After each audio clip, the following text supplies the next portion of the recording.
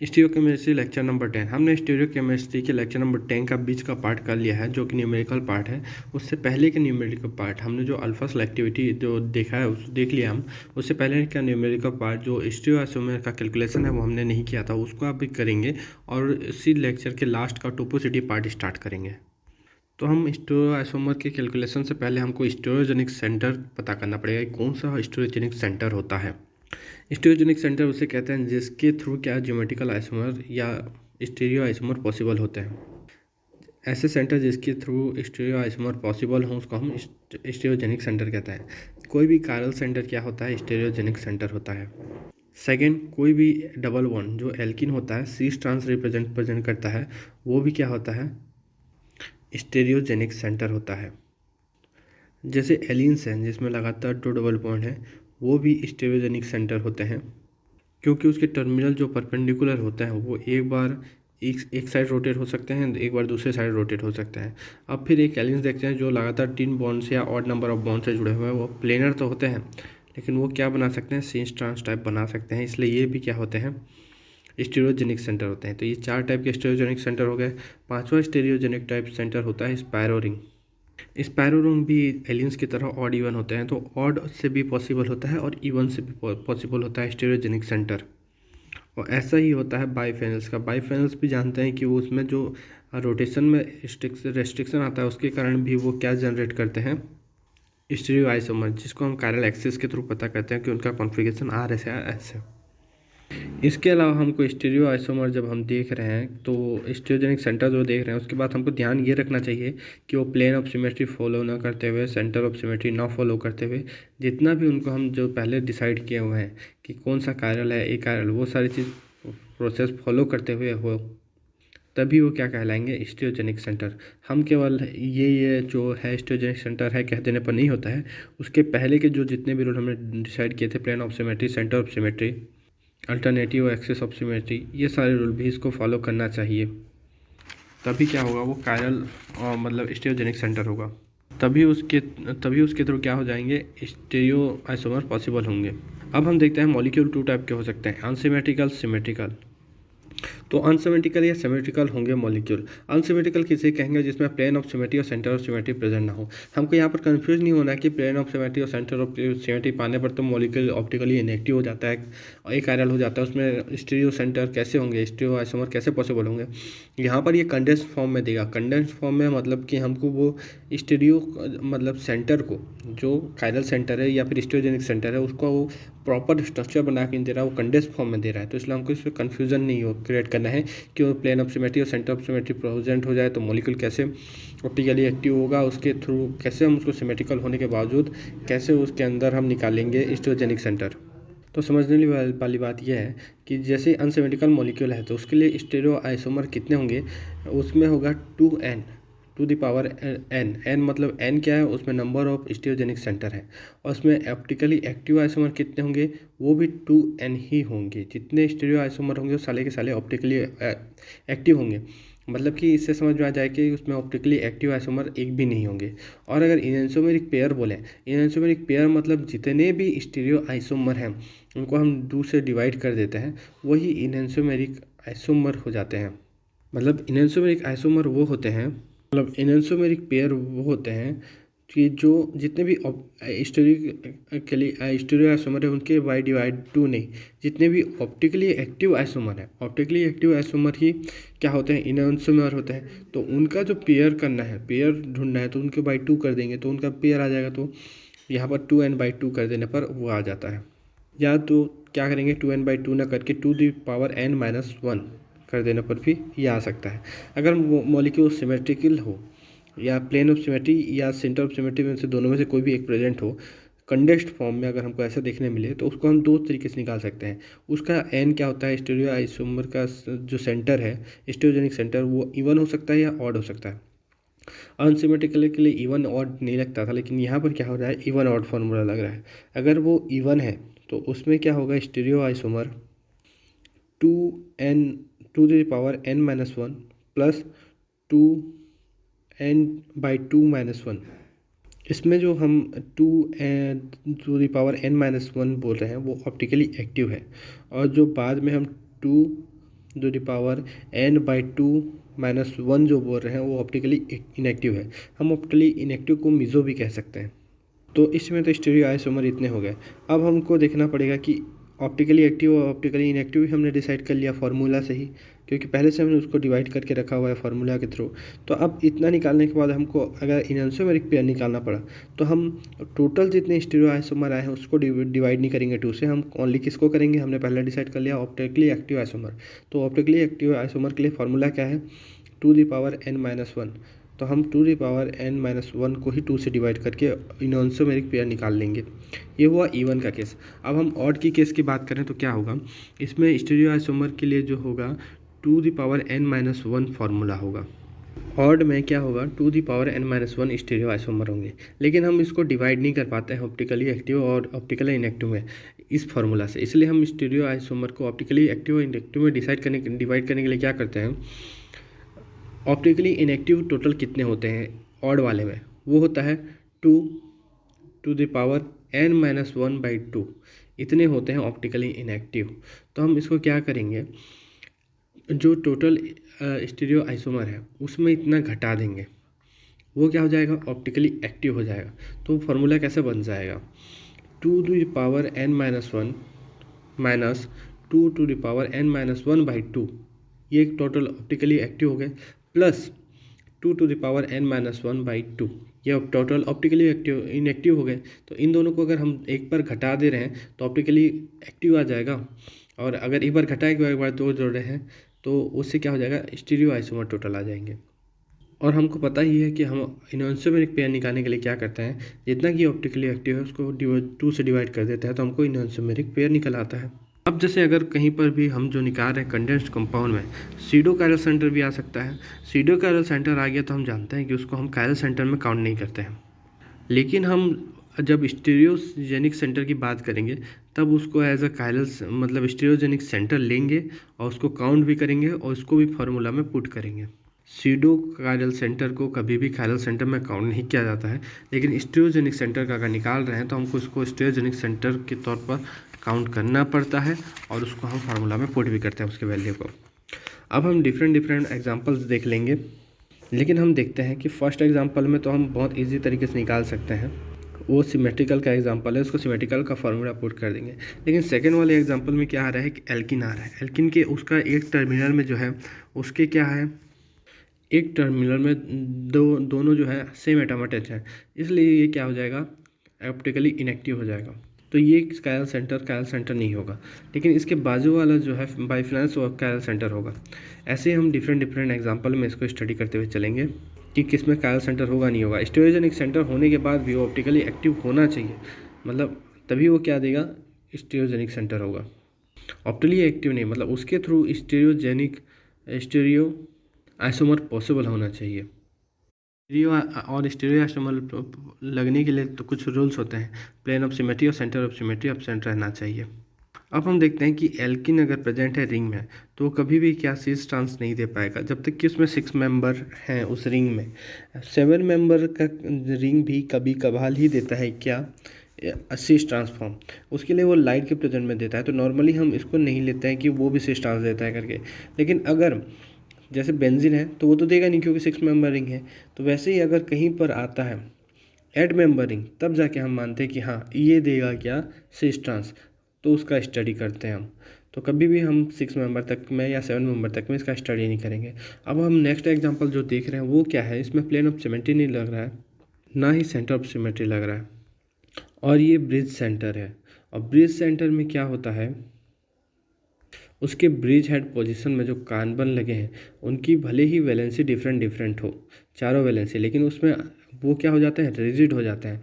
मतलब कि समझिए कि उसमें जो ब्रिज लगा हुआ है उसका एक साइड वाला अंदर की ओर गया है और एक साइड बाहर की ओर आ रहा है, मतलब जो हमारे साइड से देख रहे हैं वो अंदर की ओर जा रहा है तो उसको हम डैश मान लेते हैं। उसके बाहर जो सब्स्टिट्यूएंट लगा है जिसमें हाइड्रोजन या मेथिल लगा हुआ है वो क्या होगा, हाइड्रोजन लगा हुआ है जनरली, अभी तो हम जिस केस की स्टडी कर रहे हैं वो रिजिड हो जाएगा, वो हमेशा वेज में रहेगा, वो कभी भी डैश में नहीं जा पाएगा, इसलिए वो कभी भी क्या नहीं दे पाएगा, स्टीरियो आइसोमर नहीं दे पाएगा।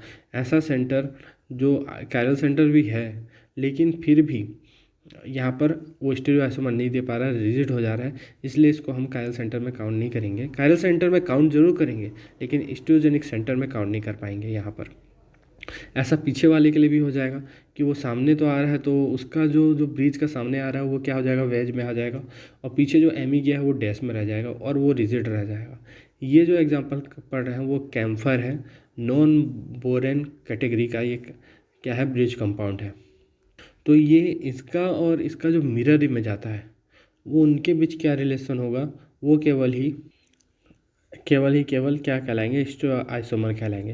तो यहाँ पर क्या है, ये दोनों एक दूसरे के मिरर इमेज हैं और यहाँ पर इनका क्या लग रहा है, प्लेन ऑफ सिमेट्री नहीं लग रहा है। तो ये दोनों एक दूसरे के इनएंशियोमर हैं और यहाँ पर स्टीरियो आइसोमर 2 हो जाएंगे। और इनएंशियोमर ऑप्टिकली एक्टिव होते हैं इसलिए ऑप्टिकली एक्टिव भी 2 हो गए और मिजो यहाँ पर 0 हो गया, या फिर ऑप्टिकली इनएक्टिव माने कि मिजो 0 हो गए।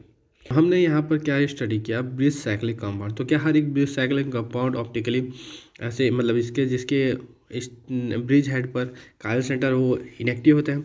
नहीं, ऐसी बात नहीं है। अगर कहीं पर 4-3-1 का रिलेशन आ गया तो वो क्या होते हैं, उसके कायरल सेंटर एक्टिव हो जाते हैं। 4-3-1 मतलब ब्रिज हेड की एक साइड जो कार्बन का चेन निकला है वो 4 होने चाहिए उसमें कार्बन, और एक साइड 3 होने चाहिए, और ब्रिज हेड में एक ही कार्बन जोड़ रहना चाहिए, या जो हाइड्रोएटम है वो 1 होना चाहिए। तो इससे क्या होगा, उसका ब्रिज हेड जो है कायरली एक्टिव हो जाएगा, उसका स्टीरियोजेनिक सेंटर बन जाएगा और उसको हम स्टीरियोजेनिक सेंटर में काउंट करेंगे और उसको फार्मूला में पुट भी करेंगे। तो क्योंकि 2 ब्रिज हेड है तो ब्रिज हेड इक्वल टू 2 हो जाएगा, तो 2 क्योंकि यहाँ पर जो केस आ रहा है वो अनसिमेट्रिकल का आ रहा है, तो इस प्रकार 2 करके हम इसका निकाल सकते हैं। अब हम देखते हैं ट्रांस, जो हमने एट मेंबर रिंग की बात किया था एल्किन का, तो उसका क्या होता है, ये एट मेंबर रिंग क्या होता है, एक तो खुद एग्जिस्ट करता है सिस और ट्रांस में, तो ये 2 हो गए इसमें क्योंकि कोई कायरल सेंटर नहीं है तो उसके बेसिस पे नहीं निकाल सकते। तो ये सिस और ट्रांस तो एग्जिस्ट करेगा, लेकिन हम जानते हैं कि ट्रांस क्या होता है, ट्रांस का मिरर इमेज और इसका जो मॉलिक्यूल रहता है ट्रांस मॉलिक्यूल और उसका मिरर इमेज एक दूसरे से क्या होते हैं, इनएंशियोमर होते हैं। तो इनके कारण भी इनमें एक जनरेट एक्स्ट्रा हो गया, तो इससे क्या हो गया, यहाँ पर स्टीरियो आइसोमर की संख्या 3 हो गई। तो इसको इस प्रकार से निकालते हैं। तो हमको पैनिक नहीं करना है कि हमसे क्यों नहीं निकल रहा है, ये कुछ स्पेशल केसेस है जिसको हमको पहले एक बार देखना पड़ता है, जानना पड़ता है, तभी जाके हमको इसको भी बहुत रिसर्च करके साइंटिस्ट ने निकाला है। तो इसको हमको एक बार स्टडी करने के बाद समझ में हो जाता है, तो वो समझ आने के बाद अब हमको याद रहता है। तो ये जितना भी लेक्चर था ये 9th लेक्चर का बचा हुआ पार्ट था। अब हम टोपोसिटी में एंटर करेंगे जो कि 10th लेक्चर है। लेक्चर नंबर 10th, ये टोपोसिटी की बात कर रहे हैं जो रिलेशन बिटवीन लिगेंड्स बताता है। टोपोसिटी बहुत एक इंटरेस्टिंग लेक्चर है जो लिगेंड्स के बीच रिलेशन बताता है। जैसे कि अगर हम देखें कोऑर्डिनेशन में तो उसके लिगेंड के बीच रिलेशन को बताएगा, या फिर एक कायरल सेंटर है उसके बीच जो लिगेंड जुड़े हुए हैं उनके रिलेशन को बताएगा। क्योंकि हम जानते हैं कायरल सेंटर अगर है तो उसके चारों जो जुड़े हुए हैं, sp3 कायरल सेंटर है तो उसके जो सब्स्टिट्यूएंट जुड़े हैं वो चारों के चारों क्या होते हैं, अलग अलग होते हैं। उसकी चारों वैलेंसी जो फिल कर रही है वो चारों के चारों क्या होते हैं, अलग अलग होते हैं। तो तभी वो कायरल सेंटर कहलाता है। लेकिन अगर हम देखें कि उसमें से 2 अगर समान हो तो वो क्या कहलाएंगे, वो कायरल सेंटर से पहले वाले हो जाएंगे और उनको हम प्रो कायरल सेंटर कहेंगे। और प्रो कायरल सेंटर से पहले अगर कहीं पर क्या होता है कि 2 वैलेंसी समान हो जाए तो क्या होगा, 2 वैलेंसी अगर समान हो गए तो वो होगा प्रो कायरल सेंटर हो जाएगा। तो अब हम देखते हैं कि प्रो कायरल सेंटर केवल क्या देता है, होमोटॉपिक देता है। इसके लिगेंड के बीच केवल होमोटॉपिक रिलेशन हो सकता है। तो उसको हम पता करने के लिए सब्स्टिट्यूशन मेथड यूज़ करेंगे, तो उसको बाद में स्टडी करेंगे। लेकिन उससे पहले देखते हैं कि प्रो कायरल सेंटर क्या देता है। प्रो कायरल सेंटर हेट्रोटॉपिक देता है, मतलब इसके अलोंग इनएंशियोमर और डायस्टेरियोमर 2 चीज़ पॉसिबल होते हैं। तो उसके जो लिगेंड के में क्या होते हैं, इनएंशियोटॉपिक और डायस्टेरियोटॉपिक, इनके लिगेंड के बीच रिलेशन होता है। इनएंशियोटॉपिक डायस्टेरियोटॉपिक इनके लिगेंड देता है ये, इनएंशियोमर डायस्टेरियोमर नहीं। जब हम सब्स्टिट्यूशन करते हैं तो इनएंशियोमर डायस्टेरियोमर आता है, तो इसी से हम डिसाइड करते हैं कि इनके बीच लिगेंड के बीच जो रिलेशन है वो इनएंशियोटॉपिक या डायस्टेरियोटॉपिक है। रिलेशन बिटवीन लिगेंड की बात करें तो हम अब देखते हैं कि फर्स्ट मेथड जिससे हम निकालते हैं वो है सब्स्टिट्यूशन मेथड या रिप्लेसमेंट मेथड। तो इसमें अगर हम होमोटॉपिक का एक एग्जांपल स्टडी करें तो होमोटॉपिक कौन देते हैं, प्रो कायरल सेंटर। तो उसमें क्या हो गया, हम एक साइड लिए डबल एच और एक्सल डबल मेथिल। तो हम क्या करेंगे, इसमें एच ए और एच बी के भी रिलेशन निकालने की कोशिश करेंगे। तो हम क्या करेंगे, एक ब्रोमीन लेंगे, ब्रोमीन से क्या करेंगे, एक बार एच ए को रिप्लेस करेंगे और एक बार एच बी को रिप्लेस करेंगे। अब देखेंगे कि एक दोनों एक के बीच रिलेशन क्या रहा है। तो ये क्या आएगा कि ये दोनों एक दूसरे की मिरर इमेज नहीं है और आफ्टर रोटेशन ये सेम हो जा रहा है, तो इसलिए ये आइडेंटिकल हो जाएगा। और आइडेंटिकल होने के कारण इनके एच और एच बी के बीच रिलेशन क्या आ जाएगा, होमोटॉपिक हो जाएगा। अब हम हेट्रोटॉपिक के कुछ एग्जांपल स्टडी करते हैं। जैसे कि हेट्रोटॉपिक का हमको पता है कि हेट्रोटॉपिक कौन देता है, प्रोकाइरल सेंटर देता है। अब हम देखते हैं कि हमने देखा कि हम प्रोकाइरल सेंटर और प्रोकाइरल सेंटर का स्टडी कर रहे हैं, लेकिन काइरल सेंटर का स्टडी नहीं कर रहे हैं लिगेंड वाले रिलेशन में। तो हम क्यों नहीं कर रहे हैं, क्योंकि हम जानते हैं कि हमने जो स्टडी कर चुका है पहले ही, हम काइरल सेंटर का सब स्टडी करते ही आ रहे हैं। हमने अभी ये जो टोपोसिटी में है, इसीलिए इसमें क्या स्टडी करते हैं, हम प्रोकाइरल सेंटर और प्रोकाइरल सेंटर का स्टडी करते हैं। तो हम हेट्रोटॉपिक की बात कर रहे थे, उसमें हम एग्जाम्पल ले रहे हैं। फर्स्ट एग्जाम्पल में क्या हो रहा है कि एच ए जो है एच बी को, एच ओ एच बी के भी रिलेशन पूछा है, जिसमें ऊपर और नीचे C H O C H three जुड़े हुए हैं, फिशर मॉलिक्यूल है। इसमें हॉरिजॉन्टल प्लेन में एच ए और एच बी जुड़ा हुआ है। तो एक बार हम बी आर को रिप्लेस करते हैं एच ए से, एक बार बी आर को रिप्लेस करते हैं एच बी से, क्योंकि ये सब्स्टिट्यूशन मेथड और रिप्लेसमेंट मेथड है। तो ये सब्स्टिट्यूशन और रिप्लेसमेंट का अर्थ यही है कि किसी एक से रिप्लेस करके उनके बीच जो बन रहे हैं उसको हम उनके बीच रिलेशनशिप चेक करें। तो ऐसा करने पर यहाँ पर क्या आ रहा है, non superimposable mirror image आ रहा है और प्लेन ऑफ सिमेट्री इसमें अब्सेंट है।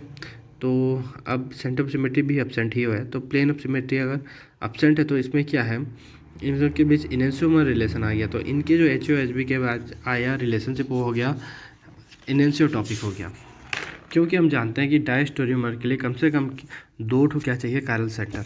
तो अब 2 कायरल सेंटर वाला का स्टडी कर रहे हैं, तो ज़रूरी नहीं है कि 2 कायरल सेंटर हो तो डायस्टोरियोमर हो, वो इनेंशियोमर भी आ सकता है। और इनके बीच जो हाइड्रोजन जुड़े होंगे उनके रिलेशन, या कोई भी एटम जुड़े हों उनके बीच रिलेशन क्या हो सकता है, इनेंशियोटॉपिक या डायस्टोरियोटॉपिक हो सकता है। तो यहाँ पर जो हम कायरल सेंटर लिए हैं 2, उसमें एच ए और एच बी जो है उसका हम रिप्लेसमेंट कर रहे हैं। तो इस पर क्या आ जा रहा है, उसका रिलेशन आ जा रहा है मिरर इमेज, एक दूसरे के नहीं होते हैं और रोटेशन के बाद भी सेम नहीं आ रहे हैं, तो ये डायस्टोरियोमर बन रहा है। तो इसलिए इनके एच और एच बी के बीच जो रिलेशन आ गया है वो डायस्टोरियोटॉपिक है। लेकिन हम यहाँ पर जैसे देख रहे हैं मॉलिक्यूल, तो कुछ मॉलिक्यूल क्या होते हैं, इसको निकालने में थोड़ा टफ जाता है। तो इनके बीच रिलेशन एक सही तरीके से निकालने के लिए हमने एक सिमेट्री मेथड डिसाइड किया है। तो उस हम सब्स्टिट्यूशन मेथड से तो हमेशा चेक नहीं कर सकते, इसलिए हम एक इजी वे में निकालने के लिए हम एक मेथड डेवलप किए हैं, वो है सिमेट्री मेथड। तो सिमेट्री मेथड क्या कहता है, अगर लिगेंड रिलेटेड है किससे, सी एन एक्सिस से, मतलब लिगेंड एक सी एन एक्सिस लगाने के बाद एक दूसरे को रिप्लेस कर रहे हैं, तो उनके बीच जो रिलेशन आएगा वो क्या आएगा, होमोटॉपिक का आएगा। अब सेकंड क्या कहता है, अगर एक लिगेंड एक दूसरे को रिलेटेड है प्लेन से, वो भी ऐसा प्लेन जो एक दूसरे को क्या करे, रिफ्लेक्ट करे, रिफ्लेक्शन बाइसेक्ट और bisecting as well reflecting plane हम पढ़े हैं। तो जो एक दूसरे को रिफ्लेक्ट करे वैसा वाला प्लेन अगर लगे तो वह वहाँ पर क्या होगा, इनेंशियोटॉपिक होगा। जो एक दूसरे को रिप्लेस कर रहे हैं, हम जिसका स्टडी कर रहे हैं उसको, वो बस एक दूसरे को रिप्लेस करे, बाकी रिप्लेस कर रहे हैं उससे मतलब नहीं है। मतलब तो है कि प्लेन पूरे मॉलिक्यूल में लगना चाहिए, लेकिन जहाँ पर रिफ्लेक्शन चाहिए वो केवल हम जिनका रिलेशन ढूंढ रहे हैं उनका ही रिफ्लेक्शन देखेंगे। अगर बाकी को बाइसेक्टिंग भी कर रहा है तो हम उसको रिफ्लेक्शन ही काउंट करेंगे। तो हम इसको ज़्यादा टफ न बनाते हुए हम यही समझ जाते हैं कि लिगेंड जहाँ पर प्लेन से रिलेटेड है और वह एक दूसरे को प्लेन रिफ्लेक्ट कर रहा है, तो वो क्या कहलाएगा, इनेंशियोटॉपिक कहलाएगा। अगर लिगेंड जो रिलेटेड है वो अगर सेंटर ऑफ सिमेट्री से रिलेटेड है, मतलब कि जो लिगेंड का रिलेशन ढूंढ रहे हैं वो एक दूसरे के सेंटर ऑफ सिमेट्री से मतलब इन्वर्स में प्रेजेंट है 180 डिग्री में, और मॉलिक्यूल में COS लग रहा है, तो वो एक दूसरे क्या कहलाएंगे, इनेंशियोटॉपिक कहलाएंगे। तो इनेंशियोटॉपिक के लिए 2 हो गया, रिफ्लेक्टिव प्लेन और सेंटर ऑफ सिमेट्री। अब थर्ड हम जो देख रहे हैं, लिगेंड है और वो बाइसेक्टिंग प्लेन से रिलेटेड है, बाइसेक्टिंग प्लेन से एक दूसरे को काटते हुए वाले प्लेन से रिलेटेड हैं, तो ऐसे प्लेन लगने से ये मॉलिक्यूल क्या कहलाएंगे, डायस्टोरियोटॉपिक। लेकिन ज़रूरी नहीं है कि डायस्टोरियोटॉपिक इतने ही कंडीशन को फॉलो करे, इसके बाद भी कुछ होता है कि जिसको हम नहीं निकाल पाते हैं तो उसको हम सब्स्टिट्यूशन मेथड से निकालते हैं, और सब्स्टिट्यूशन मेथड से निकाल कर पता करते हैं कि उनके बीच रिलेशन डायस्टेरियोटॉपिक की क्या है। जैसे हम फर्स्ट एग्जांपल देख रहे हैं, यहाँ पर C2 एक्सेस लग जा रहा है, इसलिए HA और HB के बीच जो रिलेशन है वो क्या हो जाएगा, होमोटॉपिक हो जाएगा। लेकिन अभी देखते हैं मॉलिक्यूल में जैसे कभी कभी क्या होता है, CN एक्सिस भी लग जाता है, रिफ्लेक्टिव प्लेन भी लग जाता है, सेंटर ऑफ सिमेट्री लग जाता है, और बाइसेक्टिक प्लेन, कुछ भी इनमें से 2-3 सिमेट्री एलिमेंट लग सकते हैं। तो इनमें हमको चेक क्या करना पड़ता है, इतने सारे सिमेट्री एलिमेंट को हमको ऑर्डर में जमाना पड़ता है। तो ये जो ऑर्डर में हमने स्टडी किया है वही ऑर्डर है कि अगर कहीं पर एक्सिस पास हो रहा है और उसके साथ प्लेन ऑफ सिमेट्री पास कर रहा है तो हम समझ जाएंगे कि वो एक्सिस जो पास कर रहा है वही प्रायोरिटी में रहेगा, और वहाँ पर क्या होगा, मॉलिक्यूल क्या हो जाएंगे, आइडेंटिकल, और लिगेंड के बीच रिलेशन होमोटॉपिक रहेगा। और कहीं पर इनेंशियो टॉपिक आ रहा है और उससे पहले CN आ रहा है तो हम वो CN को प्रायोरिटी देंगे। तो ये जो है प्रायोरिटी ऑर्डर में जमे हुए हैं। पहला क्या देखना है, CN एक्सिस देखना है, फिर रिफ्लेक्टिव प्लेन देखना है, फिर सेंटर ऑफ सिमेट्री देखना है, और लास्ट में हमको क्या देखना है, बाइसेक्टिक प्लेन देख रहा है। तो हम पांचवा एग्जाम्पल देखते हैं। पांचवा एग्जाम्पल क्या हो रहा है, इसमें कुछ भी नहीं लग रहा है। कुछ भी नहीं लगने के बाद हम क्या देखते हैं, HA और HB के बीच हमको रिलेशन पूछा है। तो अगर कुछ भी नहीं लग रहा है तो हम देखते हैं कि इसको हम एक सब्स्टिट्यूशन मेथड लगाते हैं, और सब्स्टिट्यूशन मेथड लगाने के बाद हमको दिखाई देता है कि ये सीस और ट्रांस दे रहा है, और सीस और ट्रांस क्या होता है, जियोमेट्रिकल आइसोमर होते हैं, और जियोमेट्रिकल क्या होता है, डायस्टेरियोमर होता है। तो इनके लिगेंड के बीच डायस्टेरियोटॉपिक रिलेशन हो जाएगा। लेकिन इससे हम ये तो बहुत इजी मेथड हो गया, इसको हम समझ गए। लेकिन अगर कहीं पर सब्स्टिट्यूशन करने के बाद हमको सीस ट्रांस ना मिले तो हम उसको क्या निकाल सकते हैं, RS निकाल सकते हैं, और RS निकाल करके दोनों सेंटर का RS निकाल करके हम उसका रिलेशन निकाल सकते थे। या फिर हम देख सकते हैं कि वो एक दूसरे के मिरर इमेज हैं कि नहीं, और मिरर इमेज नहीं है तो वो रोटेट कर रहे हैं या नहीं। अगर रोटेट कर रहे हैं तो आइडेंटिकल हो जाएंगे, अगर रोटेट नहीं कर रहे हैं तो फिर वो डायस्टेरियोमर हो जाते हैं। अब हम देख लेते हैं नीचे के दो एग्जाम्पल, जो कि क्या है, ब्रिज कंपाउंड है। तो ब्रिज कंपाउंड में जो ब्रिज निकला रहता है उसके कार्बन क्या होते हैं, sp3 रहते हैं। तो sp3 होने के कारण क्या होगा, अगर ब्रिज से जुड़ा हुआ अगर प्लेनर है, अगर ब्रिज से निकला हुआ जो हेड है, ब्रिज से निकला हुआ जो त्रिभुज है, समझिए वो एक भुजा अपने साइड आते हुए रहेगा, एक साइड जाते हुए रहेगा। तो अगर ऐसा है तो एक वेज एक डैश बोलेंगे, तो उसके ऊपर जो दो हाइड्रोजन जुड़े रहेंगे वो क्या होंगे, प्लेनर रहेंगे, एक प्लेन में रहेंगे। एक पेपर में जो हम बनाए हैं उसी प्लेन में रहेंगे। तो इसको हमें समझना चाहिए कि वो sp3 सेंटर है, तो उसको एजम्पशन को हमको ऐसा क्रिएट करना पड़ेगा। लेकिन अगर हम देखें कि कहीं पर उस ब्रिज हेड में डबल बॉन्ड जुड़ी है, जो नेक्स्ट एग्जांपल ही है, तो वो क्या कर देगा, डबल बॉन्ड क्या होता है, sp2 हाइब्रिडाइजेशन रखता है कार्बन में। तो sp2 हाइब्रिड से निकलने वाले हमेशा प्लेनर होते हैं। तो ये क्या हो गया, ब्रिज हेड क्या हो गया, sp2 हो गया, जो सबसे ऊपर में है ब्रिज हेड बोलने पर, उसका सबसे टॉप ब्रिज पोजीशन क्या हो गया, sp2 हो गया। तो अब वो हमको sp3 नहीं देखना पड़ेगा कि जो आ रहा है और वो जो निकले हुए हैं वो दोनों क्या होंगे, अब प्लेनर ही होंगे, एक दूसरे के परपेंडिकुलर नहीं गए होंगे। मतलब कि वेज डैश यहाँ पर अगर ये भी वेज डैश है जो त्रिभुज निकला हुआ है, तो ऊपर जो HA और HB एटम है वो भी वेज डैश में ही प्रेजेंट रहेंगे।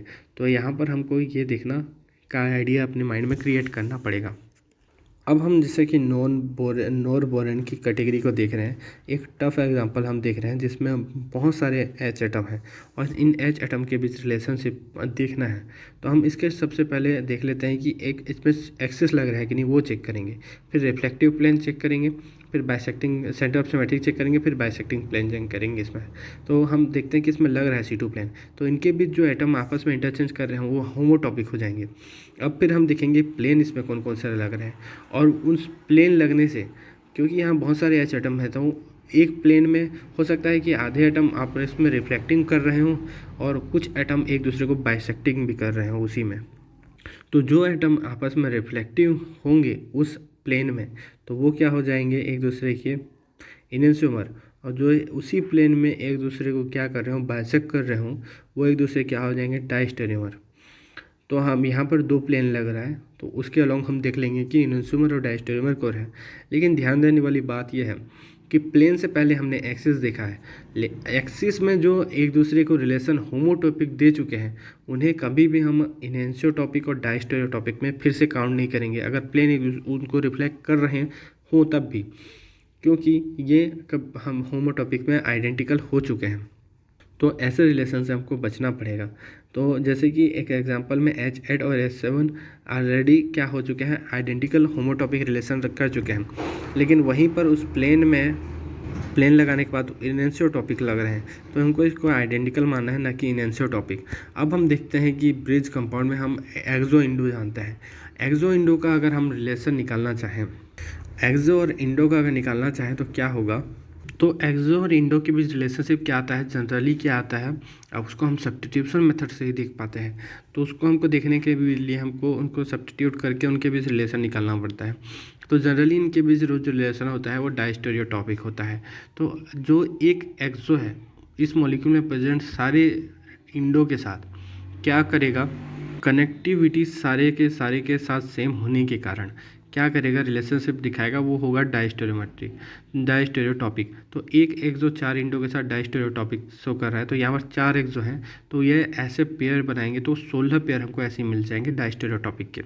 अब ध्यान देने वाली बात यह है, हमने बोला कनेक्टिविटी सेम है, तो कनेक्टिविटी कैसे सेम है, जिस पोजीशन में हम ढूंढ रहे हैं वो देखिए, एक्सो जो है वो 2 डिग्री से जुड़ा हुआ है, उसके आगे जो जा रहा है राइट साइड में ही वो 3 डिग्री है, और उससे जो लेफ़्ट साइड जा रहा है वो भी क्या है, 2 डिग्री है।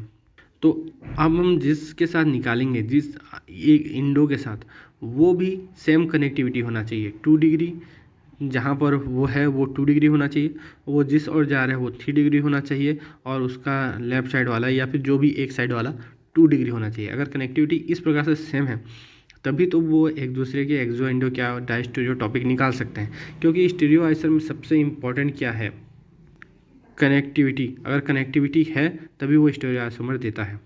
अब हम देखते हैं कि H2 और H5 में रिलेशन अगर ढूंढना हो हमको, तो H2 और H5 में क्या होगा, कनेक्टिविटी सेम नहीं है। देखो वो जिस कार्बन सेंटर से जुड़ा हुआ है H5 वो 3 डिग्री है, और जो H2 जुड़ा हुआ है वो 2 डिग्री है, तो यहाँ पर कनेक्टिविटी सेम नहीं है, तो स्टीरियोआइसोमर पॉसिबल नहीं होंगे उससे।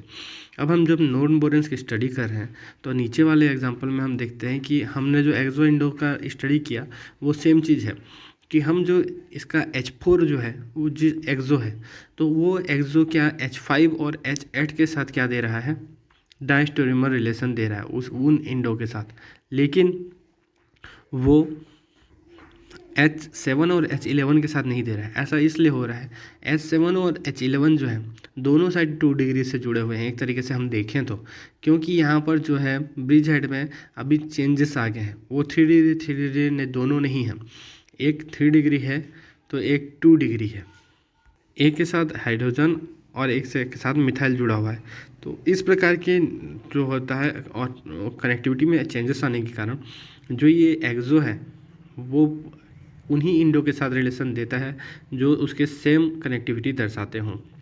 तो इसलिए H4, H5 और H8 के साथ ही बस रिलेशनशिप दिखा रहा है डायस्टेरियोमर।